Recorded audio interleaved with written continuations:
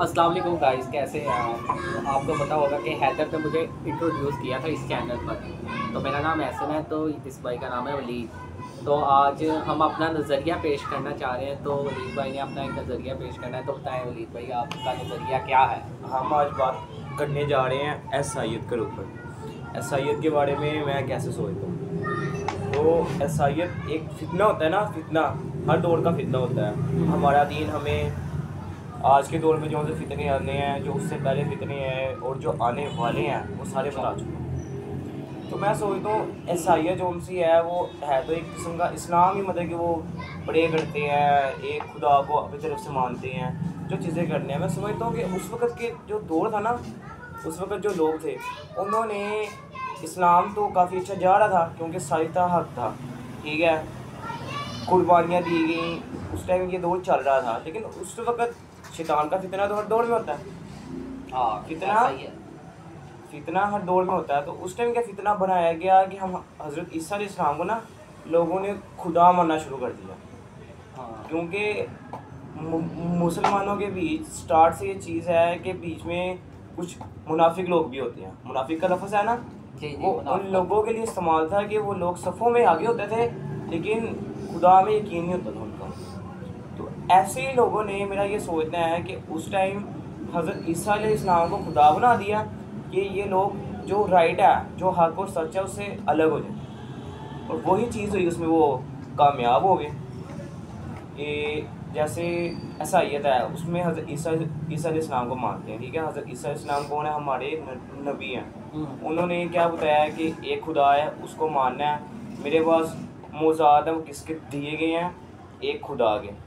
जी लेकिन लोगों ने उनके मौज़ूद के ऊपर उस ज़ात को नहीं मान पाए वो लोग। कितने दुख की बात है कि जो एक थी, लेकिन उसके जो आगे लोग थे, हज़रत ईसा अलैहिस्सलाम उनके बंदे थे ना,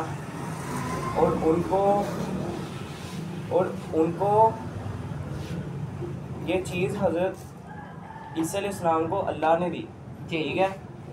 एक कतरा भी नहीं होगा उनकी ताकत का, ठीक है।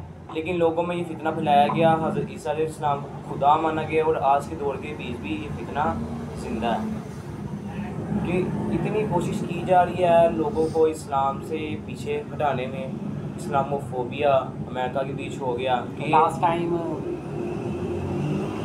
ये बादशाह मस्जिद में भी वो आए थे, एक आलिम, बहुत बड़े आलिम आए थे, जहाँ डॉक्टर पर जाकिर ने, डॉक्टर जाकिर नाइक, तो जहाँ पर बहुत से क्रिश्चियन ने इस्लाम कबूल किया। जी तो आपको उसके मुतालिक भी मालूम होगा।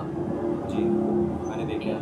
जी उनके भी जब वो आए तो लोगों को देखो ना, जाहलियत के उन्होंने, लोगों ने आगे वो बहसें की कि जो बहस बनती नहीं थी। एक सिंपल सी बात है कि अगर आपको एक चीज़ नहीं ना है पता है और आप अडल्ट हो, उनका एक पॉइंट ऑफ व्यू समझ गया मैं, वो जो जैसे वो बात करते हैं। लेकिन इस चीज़ को लोग, काफ़ी लोग नहीं समझते कि वो आपको सच बता देते हैं, आगे मानना या मानना वो कहते हैं आप डिपेंड करना। हाँ और यही हमारे इस्लाम का राइट है।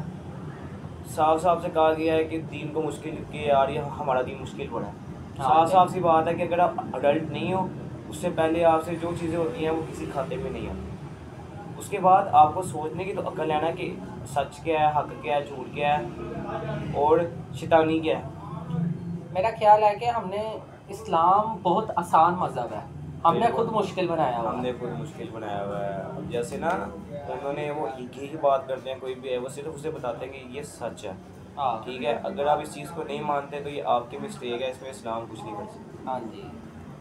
तो लोग काफ़ी कोशिश करते हैं बताने की कि जी हमारा इस्लाम सच्चा सच्चा सच्चा सच्चा। जो नहीं मानना चाह रहा उसको हम नहीं बना सकते। यानी कि आपके कहने का मकसद ये है कि जैसे कि एक बंदा एक बंदे को अल्फाज बोलता है, तो उसकी मर्ज़ी के मुताबिक है, चाहे वो नेगेटिव पॉइंट पे ले जाए, चाहे वो पॉजिटिव पॉइंट पे ले जाए। सब इंसान को अक्ल तो दी गई है ना हर चीज़ के लिए। आगे उस बात को समझना उस अडल्ट पे डिपेंड करता है। और बात हो रही थी ईसाईयत की। ईसाईयत के बारे में आप भी इस बारे सोचें जो मैंने बात की कि फितना हर दौर का है। उस टाइम ये क्या पता ये फितना बनाया गया हो कि हज़रत ईसा अलैहिस्सलाम को लोगों के अंदर खुदा मानना शुरू कर दिया गया हो, जिसकी इसलिए कि जो लोग हक सच से दूर हो जाएं और इस चीज़ की तरफ आ जाएं। और आज भी ये फितना कायम है। मेरा एक फ्रेंड है, वो ये हर साल ना बाइबल का न्यू एडिशन निकलता है, अपडेट तो होते हैं। अपडेट होती है, तो ये कैसे हो जाती है, कैसे लेकिन ना हो सकता है ये कुरान मजीद जोन सा है उसका हिफाजत का ठेका अल्लाह पाक ने खुद उठाया। हाँ आज से आप कितने 100 साल पीछे भी जाए ना, कोई कुरान मजीद कहीं में पड़ा हुआ है, कीमती पड़ा हुआ है, एज इट इज़ होगा, उसमें एक लफ्ज़ का हेल जोल नहीं होगा। आप कुछ पूछ रहे थे मेरे से? बाइबल का न्यू एडिशन। जी, उसकी अपडेट के बारे में। अगला मौजू हमारा ये होगा कि कुरान मजीद और बाइबल क्यों अपडेट होती है और कुरान मजीद अपडेट क्यों नहीं होता, और आज से 1400 साल पहले भी वही अल्फाज थे और आज भी वही अल्फाज है। ये हम आपको अगले पार्ट के भी बताएंगे। ये पार्ट अगर आपको पसंद आया तो अगला पार्ट लाजमी वॉच करना। बाकी ऐसा भी आप बताते हैं।